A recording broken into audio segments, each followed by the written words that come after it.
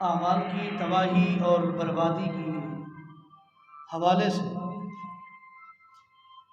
گفتگو چل رہی تھی۔ اسی گفتگو کو آگے بڑھاتے ہوئے ایک اور عمل کی طرف اشارہ کرنا چاہتا ہوں کہ اگر یہ کام ہماری زندگی میں ہو گیا تو ہماری نیکیاں، ہمارے اعمال صالحہ تباہ و برباد ہو جائیں گے۔ اور اتنا بڑا کبھی جرم ہے کہ جس کے ہونے کا پتہ ہی نہیں چلتا کہ یہ جرم ہم سے سرزد ہو رہا ہے یا نہیں ہو رہا، علم سے بالا تر ہے، معلومات سے باہر ہے، لیکن ہے اتنا کبھی جرم اگر ہو گیا تو زندگی کے نیکیاں، اعمال صالحہ تباہ و برباد ہو کر رہ جائیں گے۔ اور اللہ رب کائنات نے قرآن مقدس میں بھی اعلان کیا ہے کہ اگر یہ کام امت مسلمہ میں سے اگر کسی نے کر لیا، چاہے جتنے حج کیے ہیں، جتنی نوافل ادا کی ہیں، نمازیں پڑھی ہیں، عمرے ادا کیے ہیں، صدقات و خیرات کیے ہیں، ہر کار خیر کو کر دیا ہے، لیکن یہ فعل اس کی ذات کے ساتھ لگ گیا، یہ ایک قسم کا دھبا ہے، داغ ہے، اگر اس کو لگ گیا پتہ ہی نہیں چلے گا۔ جس طرح لکڑی کو دیمک کھا جاتی ہے، اسی طرح انسان کی نیکیوں کو، اعمال صالحہ کو یہ تباہ و برباد کر کے رکھ دے گا۔ اور وہ ہے بے ادبی مصطفیٰ علیہ السلام۔ آپ علیہ السلام کی جو شخص توقیر اور تعظیم نہیں کرتا، جتنی نمازیں پڑھتا پھرے، جتنے روزے رکھتا پھرے، داعی توحید بنا پھرے، اپنے آپ کو موحد کہے، اپنے آپ کو مبلغ سنت کہے، جو بھی کہتا پھرے، اگر بے ادبی، گستاخی محمد کریم علیہ السلام کی اس کی زندگی کے ساتھ لگ گئی، ساری توحید، سارا ابلاغ سنت، ساری عبادتیں، ریاستیں رب تباہ و برباد کر کے رکھ دے گا اور پتہ ہی نہیں چلے گا۔ بہت بڑا کبھی جرم ہے، اور ہم میں سے اکثر لا علمی اور لا شعوری کی وجہ سے یہ فعل سرزد ہو جاتا ہے۔ کہیں حدیث سنا دی جائے اور مسلک اور نہج کے خلاف ہو، سنت مصطفیٰ کی مذاق اڑائی جاتی ہے، آپ کی حدیث کو بطور ٹھٹھا اور مذاق پیش کیا جاتا ہے۔ یہ کیا چیز ہے؟ یہ بے ادبی نہیں، یہ گستاخی نہیں۔ بڑے بڑے ترے باز، جبے والے، اپنے آپ کو پروفیسر، ڈاکٹر، شیخ الحدیث کے لقب سے ملقب کرنے والے اس فعل کبھی میں ملوث ہیں۔ کیا ان کی وہ تبلیغ، ان کی وہ دعوت، ان کا قرآن و سنت کو پڑھانا یہ ضائع نہیں کیا، یہ تباہ نہیں ہوا؟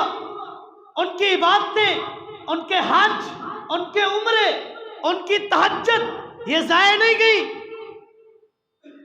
ضائع ہو جاتی ہے اور پتہ ہی نہیں چلتا کہ کہاں بے ادبی ہو گئی، کہاں گستاخی ہو گئی، کہاں کوئی ایسا جملہ نکل گیا کہ جو محمد کریم علیہ السلام کی توقیر اور تعظیم کے منافی تھا، پتہ ہی نہیں چلا۔ رب کائنات اس جملے کی وجہ سے اس کی ساری نیکیاں تباہ و برباد کر کے رکھ دیتا ہے۔ اللہ رب کائنات نے اصحاب محمد کو تنبیہ کی ہے۔ سورہ حجرات اٹھائیے، اللہ رب کائنات فرماتے ہیں، یا ایھا الذین آمنوا لا ترفعوا اصواتکم فوق صوت النبی ولا تجہروا لہ بالقول کجہر بعضکم لبعض ان تحبط اعمالکم وانتم لا تشعرون۔ اے ایمان والو اپنی گفتگو کو، اپنی آواز کو محمد کریم علیہ السلام کی گفتگو اور آپ کی آواز سے پست رکھو، نیچے رکھو، کم رکھو۔ جہاں محمد کریم علیہ السلام کا کلام آ جائے، آپ کی گفتگو آ جائے، آپ کی حدیث آ جائے، آپ کی سنت آ جائے، پھر تمہاری بات کوئی معنی نہیں رکھتی، تمہاری قول کسی حیثیت میں نہیں ہے، تمہارے امام کا قول کسی حیثیت میں نہیں ہے، تمہارے بڑے کا قول اس کا کوئی مقام نہیں ہے، مقام ہے محمد کریم کی سنت کا ہے۔ اور جس نے محمد کریم علیہ السلام کی سنت کے آگے اپنے امام کا قول رکھا، اپنے مولوی کا فتویٰ رکھا، اپنے مفتی کا فتویٰ رکھا، کسی کا مشورہ رکھا، اس نے گستاخی کی، بے ادبی کی، اور جس نے بے ادبی اور گستاخی کی رب کائنات فرماتے ہیں ان تحبط اعمالکم وانتم لا تشعرون، میں تیری ساری نیکیاں تباہ و برباد کر کے رکھ دوں گا اور تجھے علم ہی نہیں ہوگا۔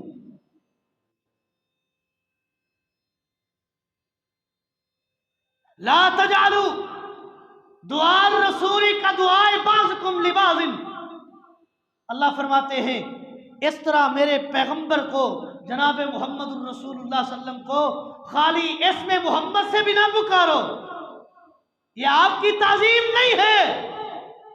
رب کا قرآن اٹھائیے، اللہ رب کائنات نے جگہ جگہ انبیاء کا تذکرہ کیا ہے، یا موسیٰ، یا عیسیٰ، یا آدم علیہ السلام۔ رب کا قرآن اٹھائیے، کہیں رب کائنات نے محمد کریم علیہ السلام کے نام کے ساتھ یا محمد بھی نہیں لگایا۔ اللہ رب کائنات نے جہاں ذکر کیا ہے بڑے ہی احسن انداز میں، وہ بھی اللہ کے نبی تھے، ان کی عزت تھی، ان کا مقام تھا، رب کے پاس ان کی توقیر تھی، ان کی امت ان کی توقیر کرتی تھی، اور ہمارے اوپر بھی واجب ہے، فرض ہے کہ ان انبیاء کی عزت کی جائے، ان کی توقیر بیان کی جائے۔ لیکن رب کائنات نے محمد کریم علیہ السلام کا نام ایسے ذکر نہیں کیا۔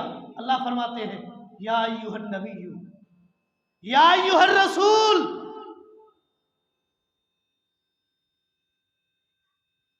اور اللہ رب کائنات نے اسی چیز کو نقداً نقل کیا ہے۔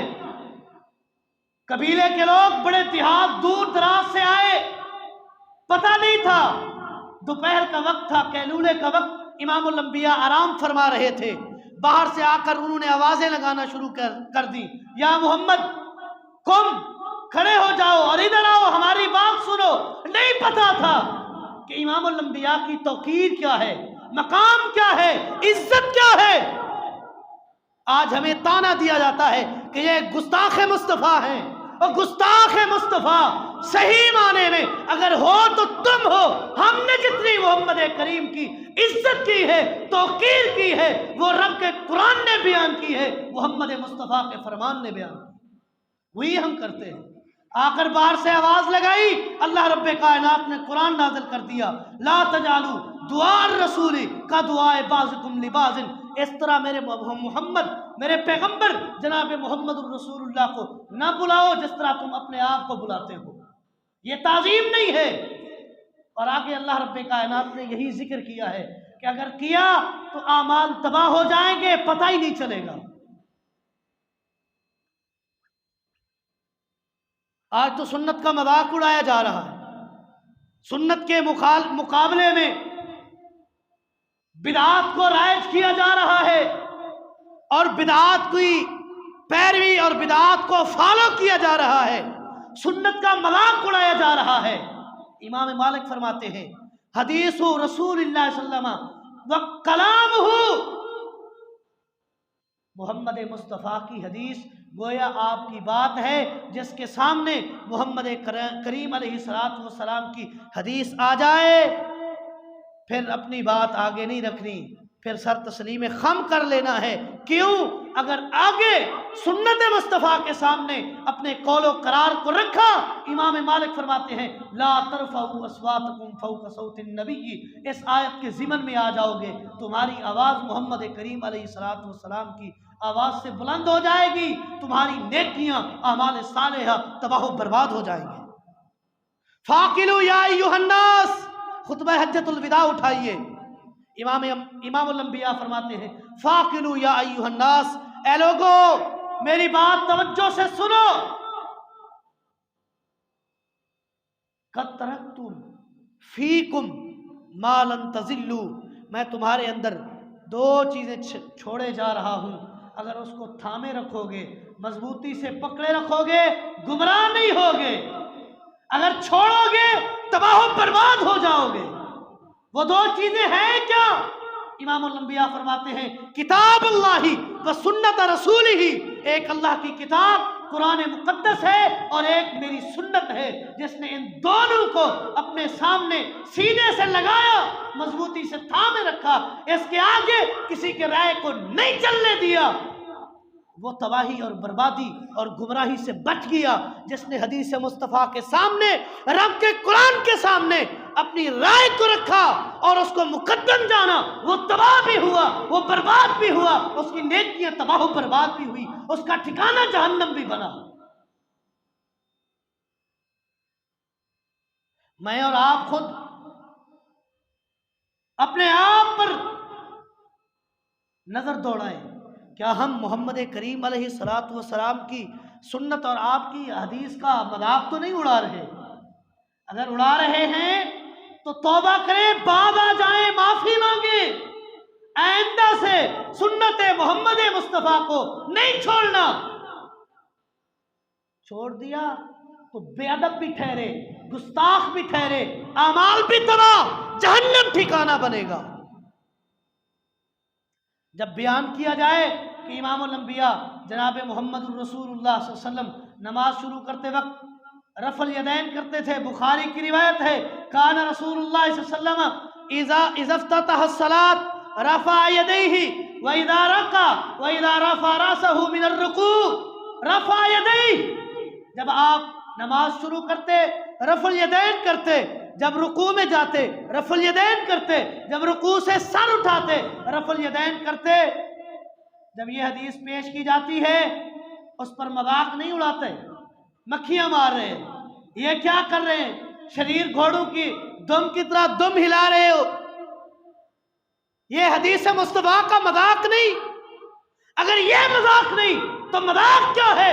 یہ بے ادبی نہیں تو بے ادبی کیا ہے؟ تم سے بڑا بے ادب گستاخ محمد مصطفیٰ کا کوئی نہیں۔ اپنے اعمال صالحہ کی خیر بنائیں اور ان کی حفاظت کے لیے ادب مصطفیٰ کو ملحوظ خاطر رکھتے ہوئے سنت مصطفیٰ کا احترام کریں۔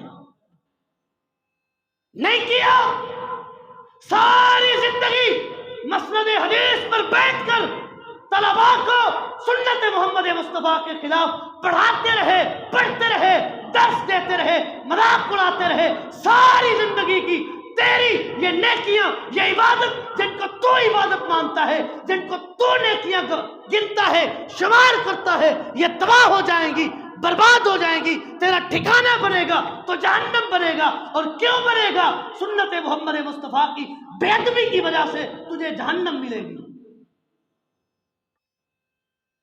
اب آپ کی اپنی مرضی، اپنے لیے جہنم خریدنی ہے یا جنت خریدنی ہے، یہ آپ کی اپنی مرضی ہے۔ امام الانبیاء کا فرمان اذا قال الامام ولا الضالین قولوا آمین، جب امام ولا الضالین کہے تو آپ نے آمین کہنی ہے۔ میں نے ایک بڑے جبے باز، بڑے ترے والے مولوی، نام نہیں لیتا، فوت ہو گیا ہے، اللہ تعالیٰ بس اس کے ساتھ کوئی اسی کی مطابقت کے ساتھ معاملہ کرے، اس نے کہا یہ جو وہابی آمین اونچی آواز سے کہتے ہیں، آگے سے مذاق کرتے ہوئے سنت مصطفیٰ کا کہتا ہے جیسے بھینس کا بچہ ہے، یہ بھینسا کٹے کی طرح یہ آوازیں نکالتے ہیں، نعوذ باللہ۔ یہ تجھے زیب نہیں دیتا، اپنے آپ کو ولی کامل کہتا تھا، مفسر قرآن کہتا تھا، اور تجھے مفسر قرآن کس نے بنایا؟ تجھے سنت مصطفیٰ کا احترام نہیں، مذاق اڑانا ہے، ہمارا اڑا، سنت محمد مصطفیٰ کو بنو، اس کا تو احترام کر لے۔ اب اس کا کیا بنے گا جو محمد مصطفیٰ کی سنت کے متعلق یہ الفاظ کسے، ایسے جملے نکالے؟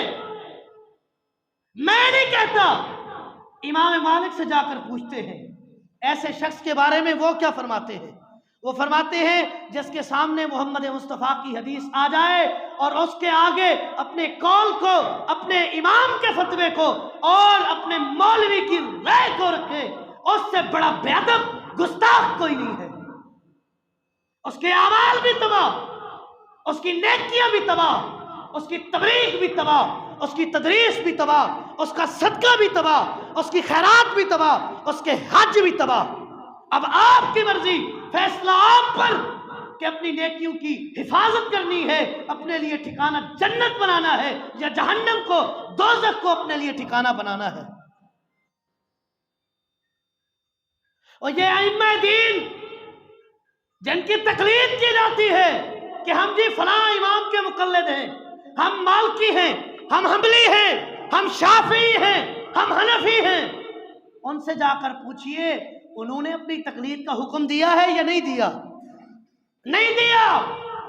امام احمد ابن حنبل فرماتے ہیں لا تقلدنی، میری تقلید نہیں کرنی، میری تقلید نہیں کرنی، ولا تقلد مالکا ولا الشافعیہ ولا الاوزاعیہ ولا الثوریہ، نہ میری تقلید کرو، نہ امام مالک کی کرو، نہ امام شافعی کی تقلید کرو، نہ اوزاعی رحمت اللہ علیہ کی تقلید کرو، نہ امام ثوری سفیان ثوری رحمت اللہ علیہ ان کی تقلید کرو۔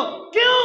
آگے فرماتے ہیں خذ منہ ما آخذ، وہاں سے لو جس جگہ سے ان ائمہ دین نے دین حاصل کیا ہے، وہاں سے لو۔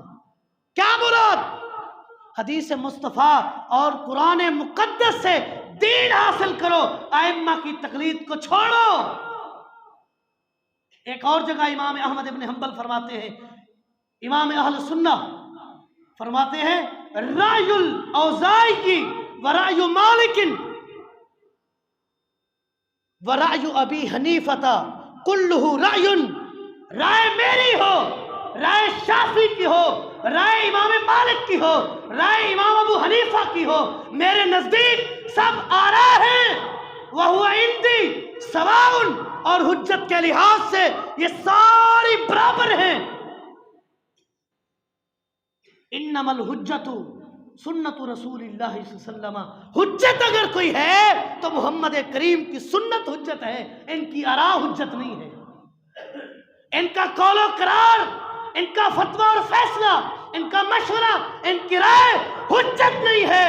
حجت وہ ہے جو یونیورسل ریلیجن ہے، جو عالمگیر آفاقی مذہب ہے، وہ اسلام ہے، اور اسلام کو رب کائنات نے پسند کیا ہے، وہی حجت ہے، اور رب کا قرآن ہے، محمد مصطفیٰ کا فرمان ہے۔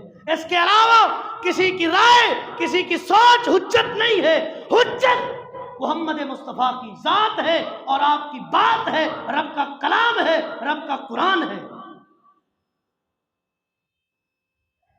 میں نے 2 مثالیں پیش کی، اپنی بات ختم کرتا ہوں۔ مجھے سمجھ نہیں آتی اپنے ان بھائیوں کی جو ہم غریبوں سے مناظرے، مباحثے، چیلنج، لڑائی جھگڑا، رشتہ داری ٹوٹنے تک آ جاتی ہے۔ کیوں؟ آپ وہابی ہو، رفع الیدین کرتے ہو، اونچی آمین کہتے ہو، تم مقلد نہیں۔ اب تقلید کا معنی کیا ہے؟ قلد یقلد تقلید، قلدہ قلادے سے ہے، قلادہ کہتے ہیں پٹے کو، گلے کا پٹا۔